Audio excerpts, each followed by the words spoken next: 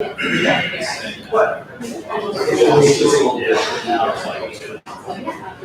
right, hey everyone, I'd like to go ahead and get this going. Let's wrap up conversations and get our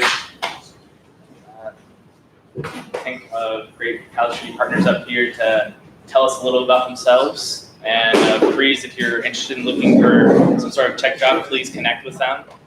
I'll take it from here.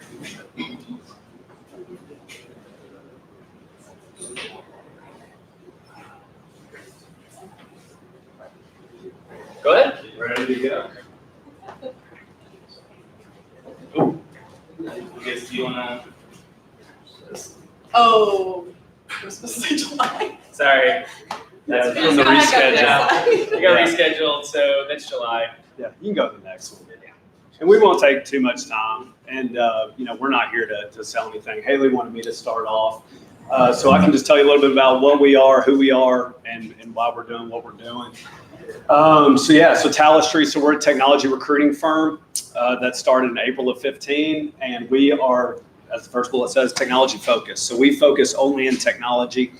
We don't have an accounting division, don't have a finance division, don't have anything like that. We focus solely in technology, and the data science and machine learning space is part of that.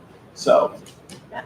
And I'm sure if you guys are all in technology, you've been hit up by recruiters before. The lion's share of our energy efforts and financial resources are focused on the talent versus the client side. Most other recruiting firms spend that effort towards the clients, whereas we spend it towards the talent community. We take them to breakfasts, coffees, lunches, happy hours.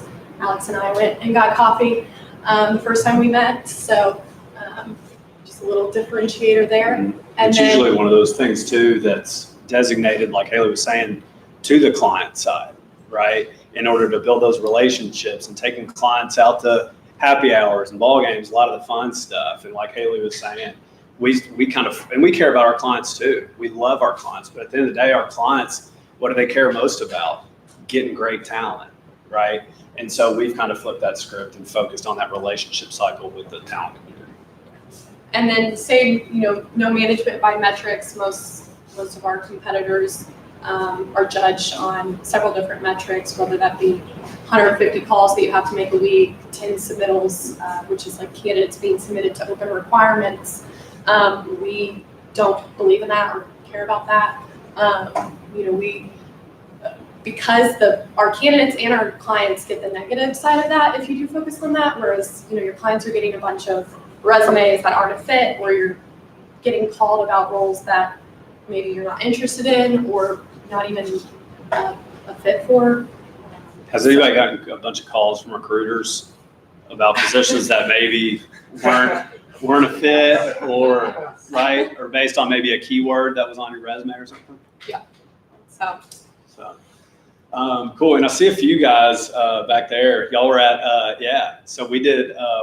We like to be involved with the community, and we were at the NTC, or the data science NSS, the data science program for over there at the NTC building. The fourth bullet is one thing that we're just super crazy about is the client requirements that we do get, the client needs. It's necessary to sit down with that manager and hammer them for 45 minutes with a host of questions and do that discovery the right way and intake that information, so that not only do we have our requirements nice and tight for like what we're going out to recruit for, but we think about it in terms of like from the talent perspective. Like, everybody knows that the demand for tech talent and in the data science community, this gap is even further, but the demand is up here and the supply is way down here, right? So a lot of people want to talk about the unemployment rate is really, really low in tech, and it is. So we want to take those requirements in the way of like, why is this group? Why is your data science group? What are you guys doing that's really sexy, that's like really interesting, that's going to go and acquire talent, right? Because again, unemployment's so low, the great talent is working or on their journey to find the right work. But the bottom line is qualifying those details allows us to go to members of the talent community and say, this is why this position is awesome. This is why this group is awesome. This is why this manager, company, et cetera. So it's more of a talent acquisition tool versus a candidate screening tool, which is pretty prevalent in our world. And then lastly, I think if there was one thing that we're A, really proud of, and B, if we had one thing to pick for members of the talent community or for clients alike, consumers of our services, to think about us and to know about us, it's this stat. Because like in my opinion, when people ask you like, well, what makes you different, right? If you can't qualify or quantify that, then I just feel like it's kind of pie in the sky, right? It's something that's kind of could be construed as a Johnny Salesy kind of thing. But numbers don't lie for me and for a lot of people too. So over the 105 hires that our clients have made from us, 76.7% have been made with 2 resumes or less. So, and then 94.4% with 3 resumes or less. So like what we hope that conveys, that number is just a high level of engagement, a high level of intimacy, both with our clients and with our talent alike, both with, it's defining those requirements. It's being highly engaged in the tech community and ultimately identifying opportunities for members of the talent community that are meaningful and that move the needle for them. Because one big thing, Haley, to go back to Haley's bullet, spending time at those breakfasts, at lunches, doing things like this. I started over a year ago my own architect happy hour. We go to Corner Pub in Brentwood every 7 weeks to drink beer and just talk about architecture philosophies and idea dump. And but all those guys, I know exactly what interests them. I know what they don't like, what they like about where they're at right now, so that if and when that right thing comes up and they know that they get approached by us, that it's going to be something that they're going to want to take a call on. So that all kind of goes into those numbers. So yeah, that is kind of who we are and what we do, and a little bit about kind of behind the scenes. But is there any questions or anything that anybody's kind of curious about? It doesn't have to be about Talistry. It could be just about the tech recruiting space or data science before we wrap up. You talk about maybe just like trends that you see for positions that people are looking for? Sure. So when I think of trends, I think of like a couple of different things. I think of like demand for talent. I think about money. People want to talk about money, and that's a good thing to talk about. And you guys are in a great space to talk about that. In Glenn, especially the younger kids in the computer science programs coming out of school and stuff. It's a great space. And work's not all about that. We all have our motivators and why we feel great about what we do, but we all do go to work to make a living. So when I think about trends, I think about that. Man, it's one of those things where data science is turning into, there's this machine learning paradigm that used to be lumped in kind of with data science, but I'm seeing a trend of companies forming teams for each, a data science team and a machine learning team. So that's kind of one trend that comes to mind. Here in Nashville, I see compensation continuing to go up. Everybody knows about what Amazon, AllianceBernstein, Ernst & Young, a lot of these bigger companies coming in, and I'm already seeing evidence of them forcing the comp market to go up. So that's a trend I'm seeing.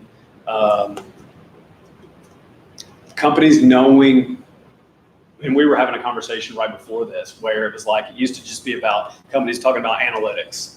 Data. Okay, what are we doing with this? And when the word analytics would get thrown out several years ago, it's like, oh, okay, cool. But now it's drilling down deeper. There's a trend where people are wanting to understand what the ROI is for their data. And we were talking about in 2 different ways. That's what I was kind of asking you. It's like how many conversations you're having about with companies who are running their data science stuff about how to monetize their data for themselves or how to affect internal processes to make them more efficient or something like that. And so I'm seeing a trend in companies want to talk about how to monetize it. So hopefully that answers it. So. All right. Thank you for having us. Thank you. Yeah, absolutely. And if you haven't had a bagel, please get one. And please connect with them afterwards. They're, always great to connect with recruiters, both to find I always say it's important to find the right job for you. You don't want to just take any job, you want to find the right job. And you can do that much more successfully with recruiters. So now I'd like to invite Mariana Rodriguez up with Think Tennessee. I'll just sort of nod at you. Yeah, absolutely. There's only like 8 slides, I think. 5. Perfect. There we go. Yeah, just give me a nod. Good morning, everyone. Thank you so much. So I have a camera going. Can you step a little? Sure. Where's the camera? Perfect. That's Right here? fantastic. Yeah, pretty much right in front of the projector, All right. unfortunately. Okay.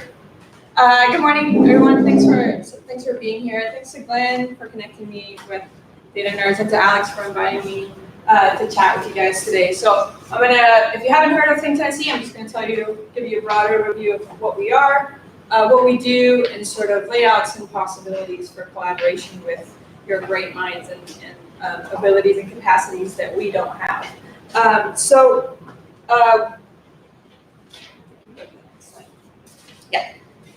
what is Think Tennessee? We're a nonpartisan, results-oriented think tank serving all Tennesseans. Basically, that just means that we do public policy research. We also engage in some advocacy. So in addition to sort of saying, hey, Tennessee leaders, Tennessee voting public, these are some of those pressing issues facing our state today. We also engage in saying, hey, these are the possible solutions, but out of these 4 or 5 possible solutions that peer states are engaging in, we believe solution 1 is the best, and this is why we'll engage with legislators during the session or with other leaders at the local and state level to sort of empower them with evidence-based solutions to move the state forward. So as you see here, so a lot of our research focuses on 2 main buckets of issues. One is civic engagement, elections, for example, and voting, but also economic security for working families. And the reason for that is roughly 1 in 7 eligible Tennesseans are not registered to vote. We rank among the bottom of states in terms of voter registration, voter turnout, especially among young voters 18 to 24. Only 15 of our 95 counties use voting machines that provide a paper record of the election results. So if some result were to be questioned, or let's say Russia hacks into our elections and we wanted to verify that those elections were, the true result of how voters voted, we don't really have a paper record to do that. We have to rely on the electronic machine to tell us what the record is. More than 40% of our female-headed households in Tennessee live in poverty. So those are the types of stats that kind of really drive our work. We're trying to find solutions for those things. And to address those pressing issues and others like that, we work in partnership with state and local leaders to drive evidence-based solutions to strengthen the voice of voters, eliminate their barriers, sort of engage with elections and sort of their leaders, empower them civically, to better support working families and to move our state forward. So, and our policy work is really rooted in our signature product. And if you go to our website, which is thinktennessee.org, so just thinktennessee.org, I encourage you to visit it now. We'll have a chance to discuss a little bit later, and I'd love to answer your questions of what you're interested in the organization. So our policy work is really rooted in our signature product, and it's the State of Our State dashboard. It's now in its 3rd year. It provides an at-a-glance look at how the state ranks nationally across 100 different indicators. We launch it every year around our birthday in February. We are an organization that's only 2.5 years old. We're staffed by 4 people. And this is another reason that I'm here, to sort of say, hey, we have some great work going. If you'd like to lend your expertise, there's possible ways that you can really help us sort of move the state forward and trying to move up these rankings that you see right here. So this is sort of a report card for our state. We want to show how Tennessee stacks up compared to other states. We look at 100 different indicators, like I said, across 11 different categories, which is why they're different color codes. So the categories include things like aging, children, criminal justice, the economy, education, elections and civic life, the environment and energy, gender, health, housing, infrastructure, right? All of the sort of major issue topics. And a high number, like 45th in broadband, right, means that we're really sort of lagging behind. But a low number means that we're leading the way. And the dashboard helps voters and leaders like sort of get a clear sense of how the state is doing on the issues that matter most. And then it's our job to help leaders find the evidence-based solutions that can really improve some of these numbers.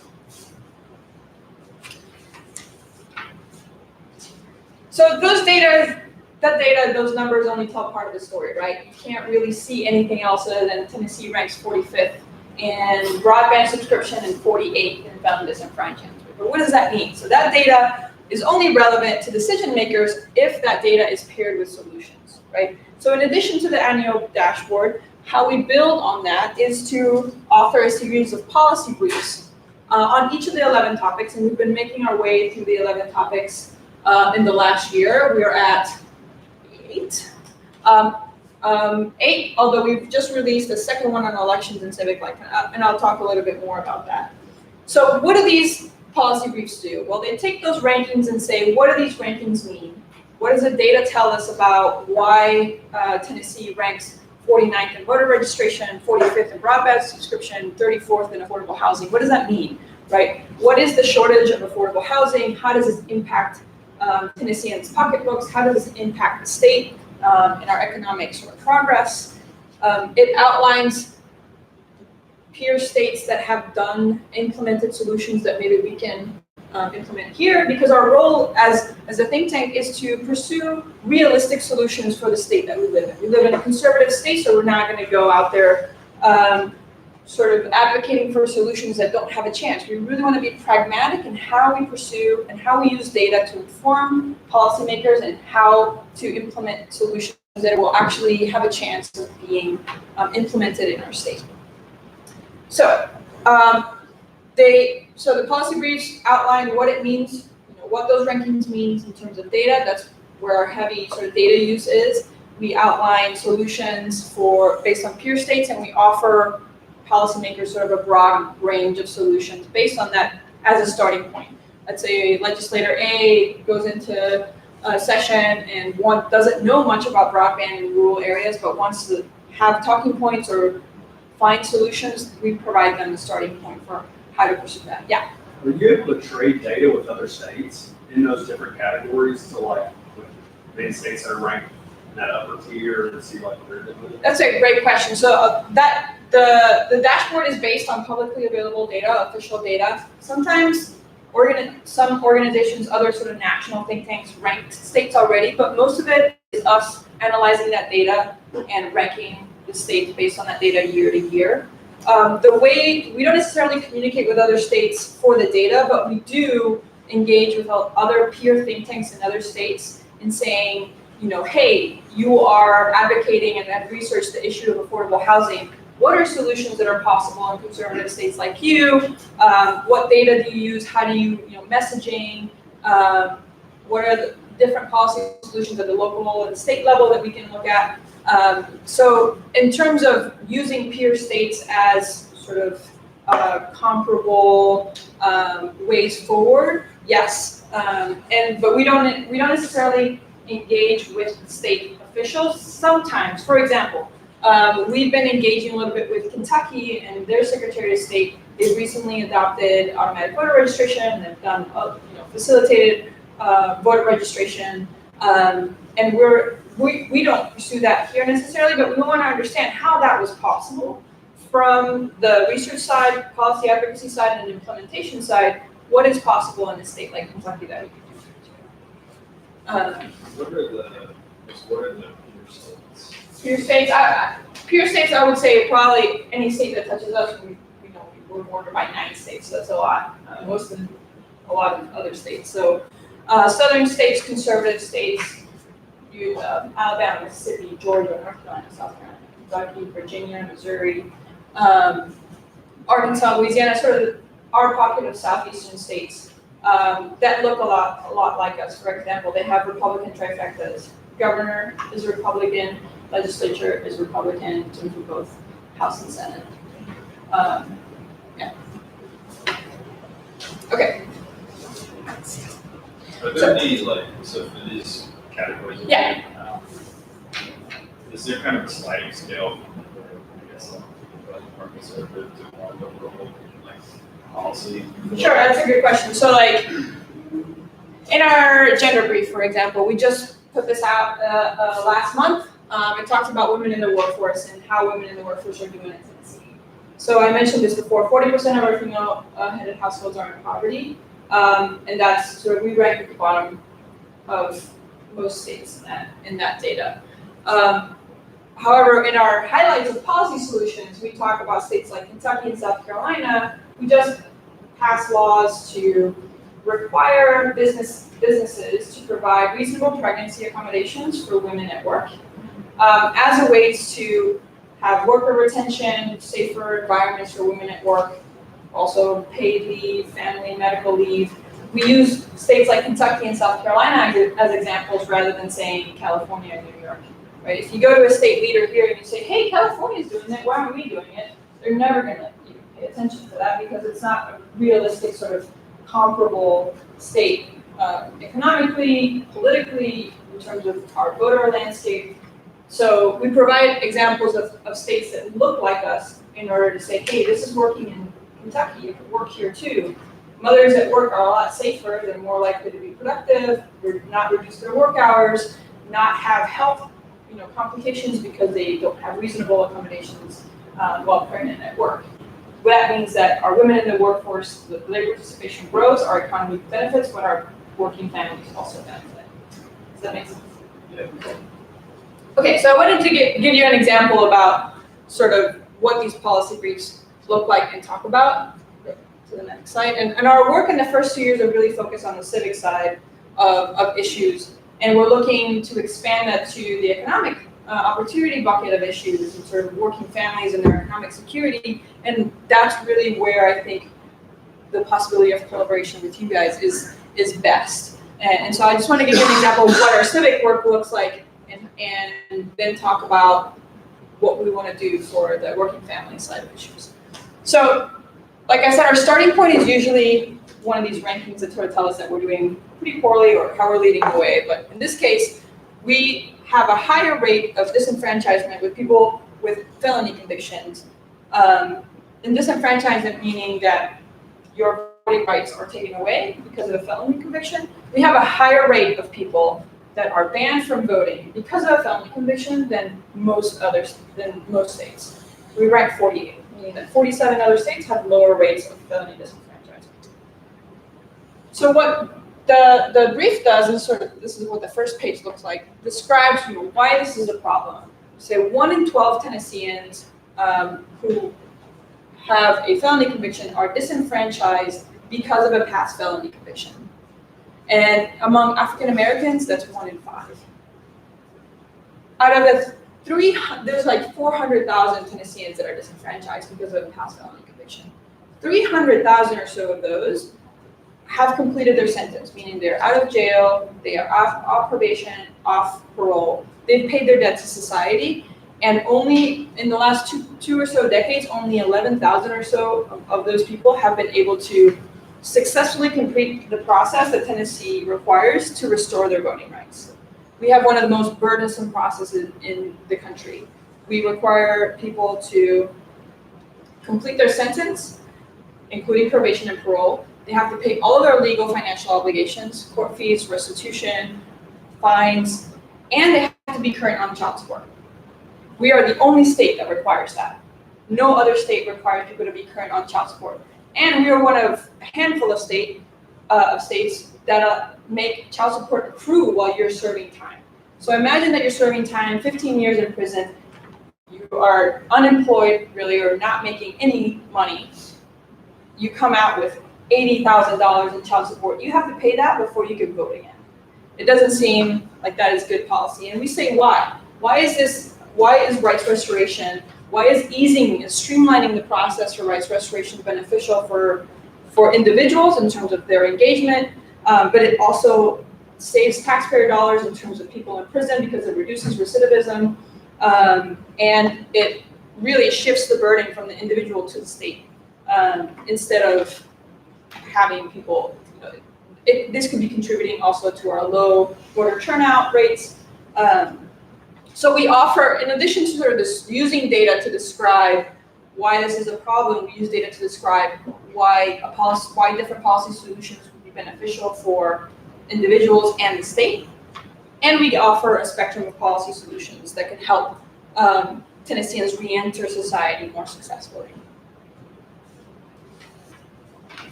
So what we want to do next, and we've done 10 or so of these, but one of our big sort of buckets that we haven't covered yet is the economy. But what we want to do is provide a snapshot of the economy by focusing on the state of working families in Tennessee. And these are some of the stats that would be driving our work here. So we see that the economy, in a lot of ways, shows signs of strength, improving but working families continue to face serious challenges, including financial stress and limited economic mobility. Right? Our unemployment rate is probably ranked a little bit higher now. This is from earlier this year. So our ranking actually dropped from 12 to 22 between 2018 and 2019, but the ranking is still a lot better than 2017, which was 42nd.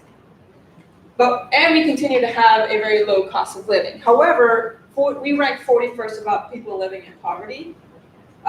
We have a larger affordable rental shortage than 33 other states, and fewer women participate in our workforce than most other states. So these are the conditions working families face, and what we want to do is address sort of what does it mean to be ranked in this way for Tennessee, and what are possible solutions that we can start implementing.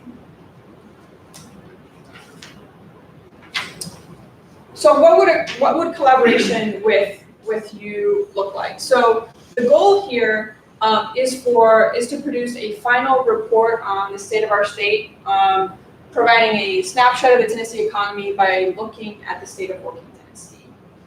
This is going to be similar in the structure of other policy briefs, sort of outlining with data how our working families are doing using sort of different metrics, but also looking at peer states, what have they done, and providing policy solutions. The data side is where we would love some help.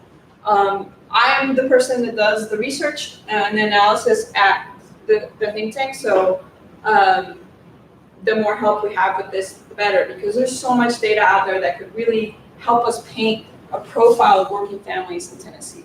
So the analysis, like I said, will serve as the basis for a final report. We want this to be sort of a report that has never been done for Tennessee. Other states, other think tanks have done it for other states, but we want to say to policymakers, hey, our economy is doing well, but not all of our working families are doing well. What are policies that we can do, and do it with evidence, right? And say, here's why families are struggling, or here's why certain families aren't struggling. So we would be looking at things like unemployment, wages, living costs, how many families are economically secure or have enough income to cover basic needs like housing, food, their bills, but have a little bit to save or for emergencies. And the emphasis is on demographic breakdowns. Obviously in Tennessee, you can't really make impact on policy if you only focus on making an argument about why this is an urban issue. We have to appeal to our majority rural legislature. So we want to know, what are the differences between urban and rural working families? What are the differences between men and women, different sort of racial categories, how are children doing, how are aging seniors doing? And so it's really, the possibilities are huge. There's so much data out there, from the census to Economic Policy Institute, all kinds of data specifically on women, specifically on children, all that paint a picture of economically, how are we doing for working families specifically? Not just, Tennessee has the lowest tax rate for, attracting businesses. We want to focus on folks like you and me, like somebody was saying before, we're trying to make a living. What are the obstacles that we face to really gain economic security and economic mobility? And so the timeline for this is fall of 2019. So I threw a lot at you, so I would love to hear your questions about what we do, how we do it, and All right. Does anyone have kind of some questions around this? And she did a brief overview, but Mariana and I have been working on an actual Google Doc analysis plan that whoever's interested, we can share, we'll share with you. And kind of the structure that I'm trying to set up for these projects is, with my experience, I'm going to be the lead analyst. My goal is to actually not do any of the work, but to try and guide people that are interested in doing the work and encouraging them, providing advice and support, and how to collect the data, how to structure it, and then how to visualize it and package it together. My hope is to, data nerds, the point of data nerds for me is to promote the education and doing of data science. I see this as a great way to kind of fit that purpose, as well as helping a local nonprofit make a difference. So, any questions, anyone? This is kind of a high-level question, but I know there was like a highlight of some of the topics. So I think for the most part, Tennessee looked like they've been pretty quickly so up there. I saw that cost of living values is low. Tennessee is like about 6th, but are there other things that the state of Tennessee like ranks well at? Yeah, I think like we rank 9 in deficient bridges, meaning that like we don't have as many deficient bridges as other states. Tax breaks for corporations, or that's, we're really good at business attraction. What else? There's one more that I'm not thinking of right now. But for the most part, our state isn't doing great in a lot of things. And these are relative, right? So it may be that a lot of states aren't doing well, or that a lot of our peer states aren't doing well. Broadband subscription, for example, is a particular one that we've been focused on too. Quarter of our rural families don't have even the option of getting broadband. And so we're working a little bit on a project of like understanding that, because we rely on FCC data, but FCC data is only at the census block level, which means like if you're my neighbor and you have broadband, they count that census block as having broadband access. That doesn't mean it reaches my house 3 blocks down, right? So we don't have an understanding exactly of how many Tennesseans. It's an under count of how many Tennesseans are left in that. So unemployment's probably doing a lot better. I think median wages were like in the middle of the pack, but that goes with cost of living, right? Health, we do particularly poorly on health, sort of criminal justice issues, 40th in recidivism. So almost half of Tennesseans that are released are rearrested within 3 years. Education, we actually do okay. I think high school graduation rates were in the top 15. That's also one. And this is kind of this is quite a more particular question, but like for like the ranking. So if you look at like an individual measure, for example, are you looking at like the spread? So like for like uninsured, for example, we're at 30th. Like the difference between the 30th and first versus like 30th and last. Yeah. But there's some of these where there's like a lot of launching, and then there's like a few outliers that do really well. Right, yeah, so that's a really important question, and that's why the dashboard is only a starting point. That's why we really like the policy briefings, because we can say like, hey, we're ranked 30th, but really like the difference between us and a state that may be doing better is not that bad. Sure. I think for like, I think uninsured, the gaps are lower, like the differences across states are a little bit lower, especially once you get to like 25, 40, 50. But between like felon disenfranchisement, I mean, we are like a standout. Yes. Florida had 1 point something million people disenfranchised. So that's a lot. We have like half, but we still have one of the highest in the country. Some states don't have any, and some states have like a few thousand or 10, 20,000. We have 400,000 people that can't vote because of a past felony conviction. So I brought up Tennessee's brief, and this is, they have a lot of kind of introductory text, but these are the kind of data visualizations that would be interested in kind of creating, where we would show that more increased detail and kind of explaining, kind of talking about the state of the workforce.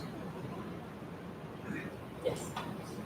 Has there been any work done on what might be the most influential ones to move the needle on?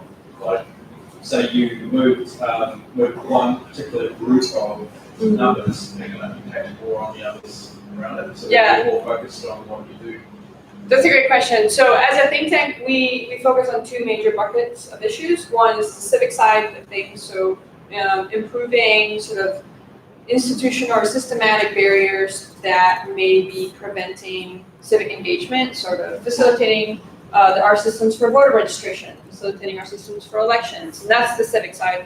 On the economic side, we are focusing on working families, on making them economically secure. If we do that, then we believe that could answer a lot of other questions about how they're doing, how much they're able to afford health insurance or housing, or so we don't have the capacity to say we're only focused on health because that's our answer to everything. But it's also because those spaces are occupied. There's a lot of different nonprofits or different organizations that specialize on different issues. So on health, there's many organizations that are working in that space. Same for education. So there's SCORE, that's a big one that does K through 12, and now they do higher education. So we try to occupy policy spaces that aren't already occupied by other organizations trying to work in those spaces. We are trying to occupy spaces that nobody is working on. So nobody's really talking about how to make Tennessean sort of really live up to its rich civic history, how to strengthen the voice of voters, how to implement policies that remove barriers to provide working families with greater economic security, how to increase women in the workforce. That's definitely not the answer to all of our problems. It won't move the needle on all of those rankings, but it will to the issues that we see that are sort of expertise and capacity based on where the policy issues are best for our approach. So it's kind of a little bit of a Venn diagram of how we choose the issues. One is what does Tennessee need most? Like where do we rank the worst? But also what policy spaces aren't occupied by other organizations doing similar work. For example, we won't work on reproductive rights stuff. There's a lot of other organizations working there. Also, where is funding? Where can we get funding for our work? We're a nonprofit. And what is our capacity to actually work in that space? So wherever all those things meet is where we try to focus on because we have the greatest possibility for policy impact. Are you looking for specific data analysis, or are you just looking for kind of interesting characteristics within a given domain? I think for this project, we sort of want to start broad and saying what data can we use to understand how working families are doing in Tennessee. And that starts from your usual suspect metrics like wages, employment, unemployment, cost of living, economic security to other maybe, so family budget. So we're looking for more of an analysis to paint a picture. We may start broad and say like, where are the most interesting things to show? Is it over time or only comparing rural urban areas? Is it more interesting to talk about economic security based on also rural urban or how many children you have or where you live in the state, metro areas? So we're really looking at a sort of a broad start to answer these questions, to find out where the good policy story is, to back up like a reason to say, here are the policy solutions that we should implement that are working in peer states. I was going to ask, will the project focus on all of those areas or a subset of those areas? I know you highlighted the felony disenfranchisement. Yeah, it's a great question. So for this one, this is going to be sort of the closing report for our policy brief series, and it's going to focus on the economy. That's one of our topics that we haven't covered yet. We've covered nine of them, and we're working on policy brief on aging. Sort of what is the state of aging in Tennessee? How are aging adults sort of doing? What is their quality of life? And children is another topic. And we want to close out with one on the economy, but not just how the state is doing broadly, but a snapshot of the economy through the lens of working families. How do we paint a profile of working families specifically, and what are the kinds of barriers that families face in achieving economic security and economic mobility? Who's your customer? I'm sorry, I didn't hear. Who's your customer in that case? Who's our customer in that case? The customer, so for us, our key audiences are policymakers, so leaders in our state. That's who we want to empower them with these evidence-based sort of challenges, but also solutions. We also do sort of broader public education. How many tokens are you give to them, and how many they selected pass? The policymakers, we engage in constant conversation. So during the last legislative session, we were really working on a bill that would actually change the process for rights restoration in Tennessee. We're continuing to work on that. It got rolled to the next session. So we're constantly working and engaging stakeholders and policymakers to understand the policy challenges and sort of how we can move that needle forward. And our engagement with policymakers during the session is probably our heaviest work in terms of what are these solutions that are actually possible. I think I answered your question. If I didn't.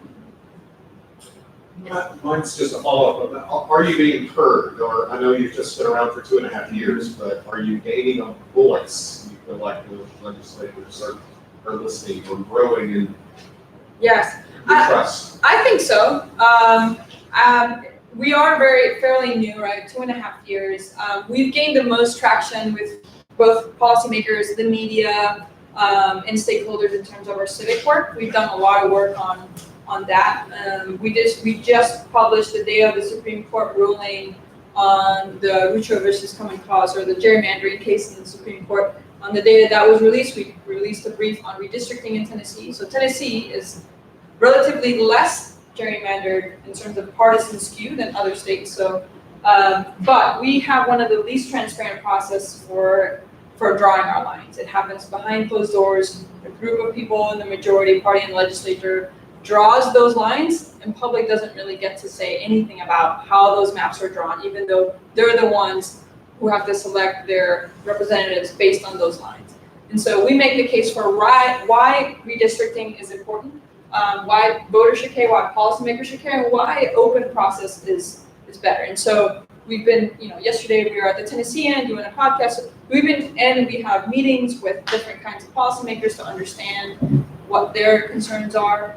We have particularly strong relationships with election administrators. Dawn, who you've met,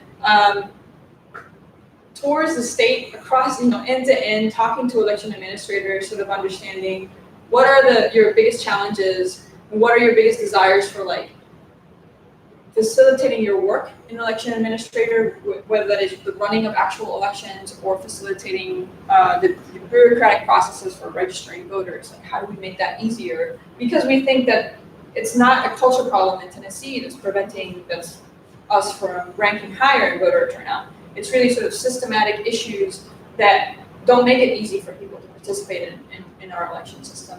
And so we definitely are, and so we're shifting our focus to add our working families profit. And in that side of things, we've been working more on coalition. So with partners like A Better Balance, who have a very big audience and also a very strong voice and relationship with policymakers to pursue bills that require businesses to provide reasonable pregnancy accommodations. So we work both in coalition and individually as leaders in the civic space to work on these things. And I think so far we've been gaining momentum on a lot of issues. So a question from the perspective of a graduate student in informatics.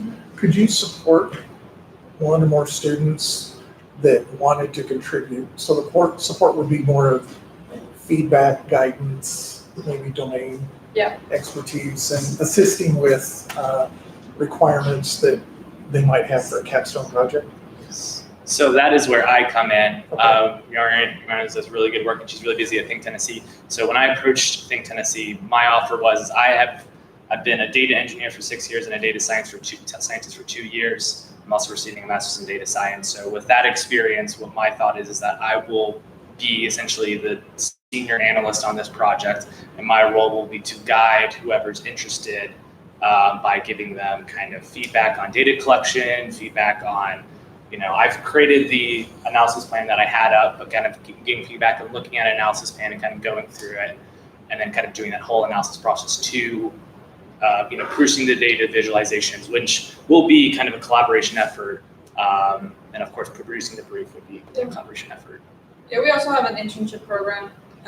So, as we work on this project, one of the things that I focus on, so I have my background's in academia, but the president of our organization is an attorney who's worked for public officials her whole life. So we have different expertise, and all of our interns and law clerks come in. I focus really on not just having them produce work for us, but engaging them in how to ask the right questions, how to look for the right data, and how to approach policy from a sort of research lens. Thanks. Are you a professor? Yeah, I work at the Vanderbilt Medical Center. Okay. But my wife is, she's getting a master's in informatics. Oh, currently, awesome. And she's looking for this type of project, kind of project where you can actually make a difference and have a tangible outcome versus something. Versus working on some public data set, answering your own question. No, that is absolutely, your wife is the ideal use case for this. She's the reason I'm doing this, because I want to engage people that are interested in kind of getting in the field, because one, not only does it make a difference, so it makes you feel good about doing something good, but this is also a really big resume item. It looks good to employers that not only are you studying the material, but you're doing something with it. Because you can sit and take all the classes you want, but application is key. So I'll make one quick comment to go back, just because talking about trends a little bit ago, that's the number one thing for people that, the number one question I get from data science managers and leaders of these tech teams for people who are maybe switching from one career to into data science is what projects have they worked on outside of their learning, and something with like a tangible outcome like this would be a major investment. I just thought of that. Absolutely, thank you. That's like to hear, be reinforced. So absolutely.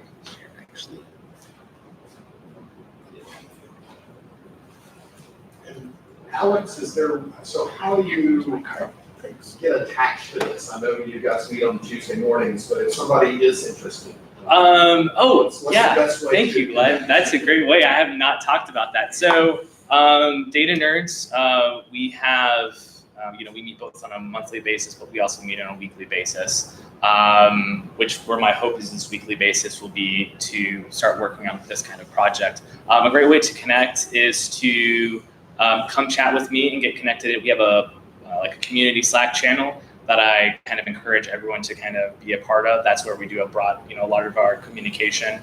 And then we'll have a specific channel in there for discussing this project. But that'd be probably the best way. Just reach out to me and I'll get you on our Slack.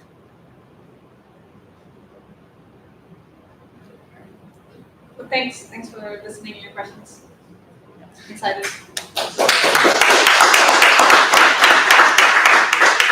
One last quick thing. So a follow-up to this, I will be sending out an email to everyone with a Google form. What I'm trying to do in that Google form is to gauge people's areas of experience and areas of interest. If you have no experience in anything, that is okay. In fact, you are the ideal person for me, because I'm hoping to really kind of help boost people's experience in different areas. I'm also trying to gauge interest, because when I'm spinning up, Think Tennessee is just one of the projects I'm trying to spin up. I'm trying to gauge people's interest so I can pair people's interest with the right project, and also different technologies. So if I have a group of people that are interested in learning R, I'll pair them up all in an R project with someone that knows R. If someone's interested in Tableau, I'll figure out something for Tableau. My goal is to not only just come up with these projects, but come up with projects that people would be interested in doing that to further their career. All right. Thank you. Cool. Thanks.